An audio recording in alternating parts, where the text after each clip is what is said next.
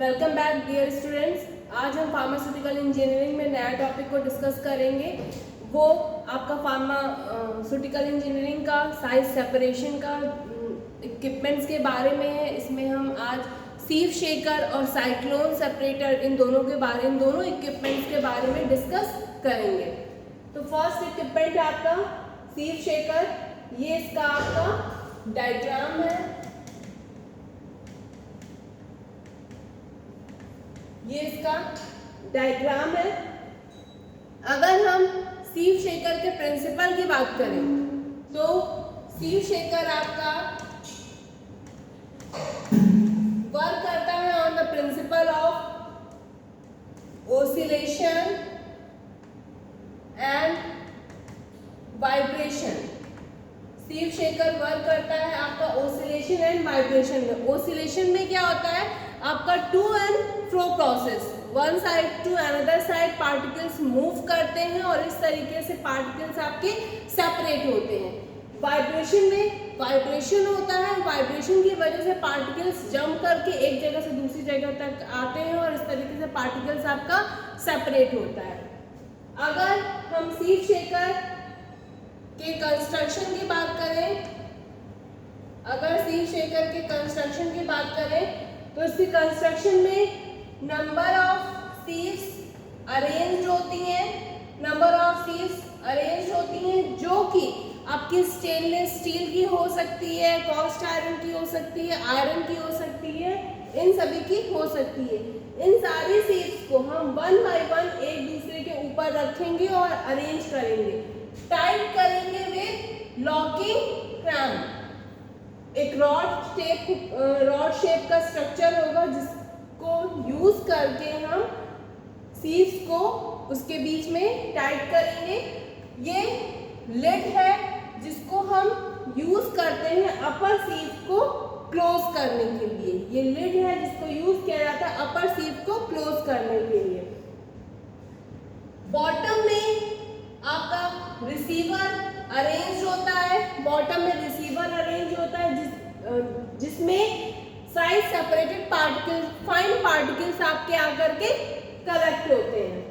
ये मोटर है आपका जो कि हेल्प करता है आपका इसको ओसिलेशन या वाइब्रेशन में कन्वर्ट करने के लिए, ओसिलेशन या वाइब्रेशन मोड में चलाने के लिए। आपका सीव शेकर मैनुअल ऑपरेशन बेस्ड भी हो सकता है। यहाँ पे आपका इससे कनेक्टेड करके यहाँ हैंडल लगा होगा तो जिसको हम यूज करेंगे, जिसको हम चलाएंगे तो ये मैनुअल ऑपरेशन बेस्ड कन्वर्ट हो जाएगा। तो ये कंस्ट्रक्शन था। अगर सीव शेकर के वर्किंग की बात करें तो हम कैलकुलेटेड अमाउंट ऑफ पार्टिकल्स और कैलकुलेटेड अमाउंट ऑफ मटेरियल्स को वे करेंगे और अपर सीव में प्लेस कर देंगे। टाइम सेट करेंगे 2 मिनट 5 मिनट, जितना टाइम हमें देना होगा सेपरेशन के लिए। स्विच ऑन करेंगे, ये मोटर रोटेट करेगा जिसकी वजह से आपका इसमें ओसिलेशन या वाइब्रेशन स्टार्ट हो जाएगा, जिसकी वजह से साइज सेपरेशन होगा। आफ्टर कंप्लीटिंग द टाइम, जब टाइम कंप्लीट हो जाएगा ऑन दैट टाइम हम मोटर को बंद कर देंगे, स्विच ऑफ कर देंगे। उसके बाद सारे साइज सेपरेटेड पार्टिकल्स आपके अलग अलग सीव में कलेक्ट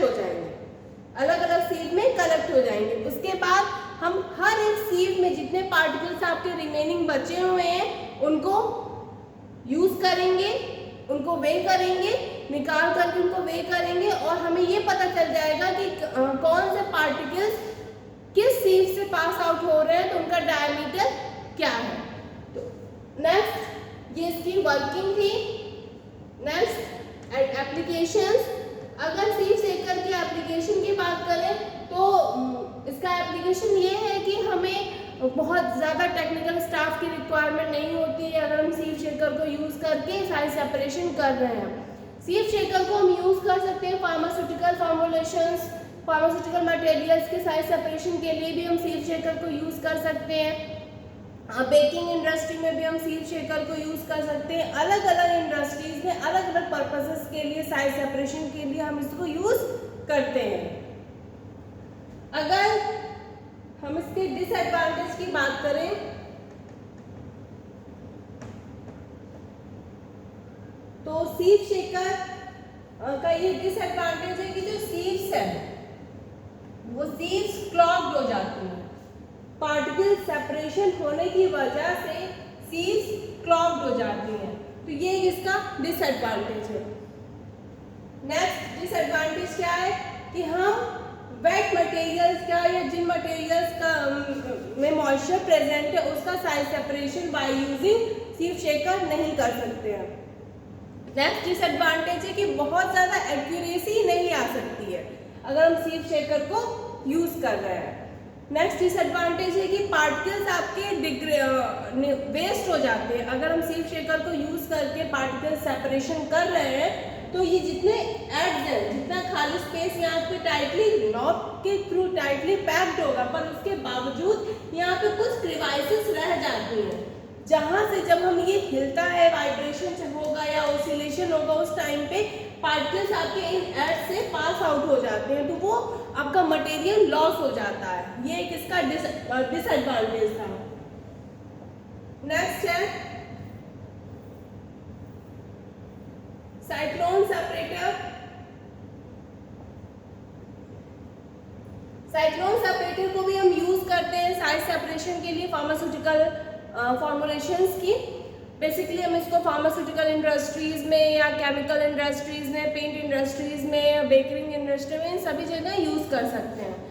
इसका सबसे अच्छा डिसएडवांटेज क्या है कि ये कॉन्टिन्यूअस ऑपरेशन बेस्ड है, मतलब हमें ऑपरेशन को बीच में ब्रेक नहीं करना है।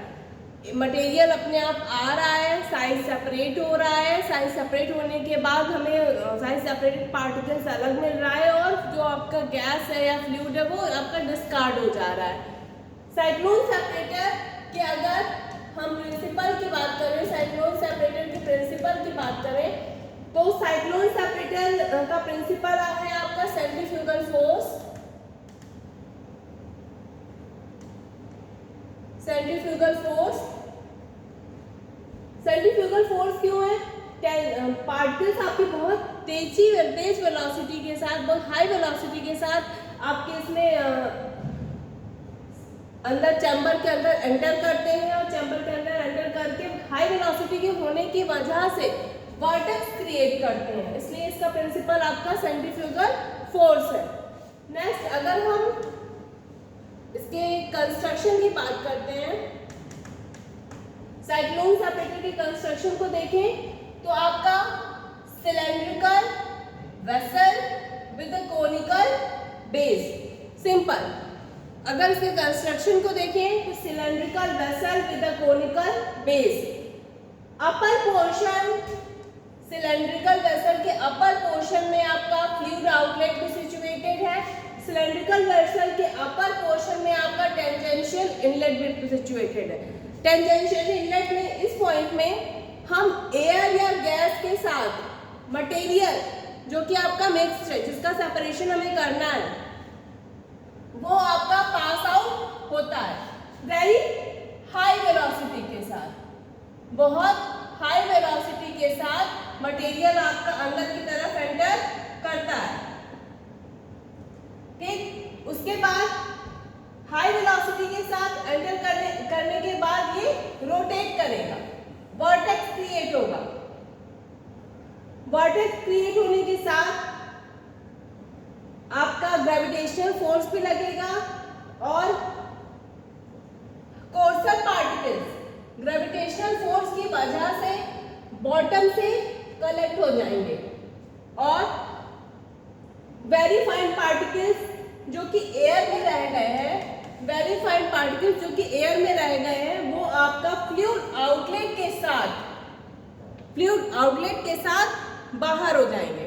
ठीक, अगर हम वहां पे वेरी फाइन पार्टिकल, जिसको हम यहाँ डस्ट कह सकते हैं, कई बुक्स में आपको डस्ट के नाम से मिलेगा, अगर हम वहां से उन वेरी फाइन पार्टिकल्स को भी कलेक्ट करना चाहते हैं तो हम यहाँ पे फर्दर आ करके बैग फिल्टर को अरेंज कर सकते हैं। अगर हम इसके बाद फर्दर बैग फिल्टर को अरेंज कर दें तो वेरी फाइन पार्टिकल्स आपके वहां से कलेक्ट हो जाएंगे। ये कंस्ट्रक्शन एंड वर्किंग थी। अगर इसके एप्लीकेशन की बात करें, सेंट्रीफ्यूगल फोर्स का एप्लीकेशन क्या है, तो बेसिकली फार्मास्यूटिकल इंडस्ट्रीज में, केमिकल इंडस्ट्री, पेंट इंडस्ट्री, इन सभी जगहों पे इसको यूज किया जाता है। मेन एप्लीकेशन क्या है कि कॉन्टिन्यूअस ऑपरेशन बेस्ड है, ठीक। सेकेंड एप्लीकेशन है कि हमें कंटामिनेशन नहीं होता है। अगर हम साइक्लोन सेपरेटर को यूज कर रहे हैं साइज सेपरेशन के लिए तो कंटामिनेशन नहीं होता है।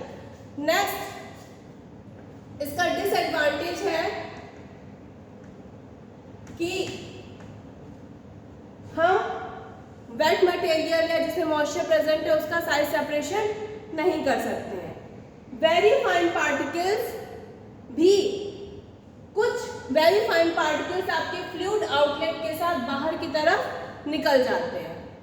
ये इसका डिसएडवांटेज था, ठीक। तो आज के इस लेक्चर में हमने दो इंस्ट्रूमेंट्स के बारे में पढ़ा है, सीव शेकर और cyclone separator. Next video lecture में हम नेक्स्ट इंस्ट्रूमेंट के बारे में पढ़ेंगे जो कि यूज किए जाते हैं आपके साइज सेपरेशन के लिए। Thank you.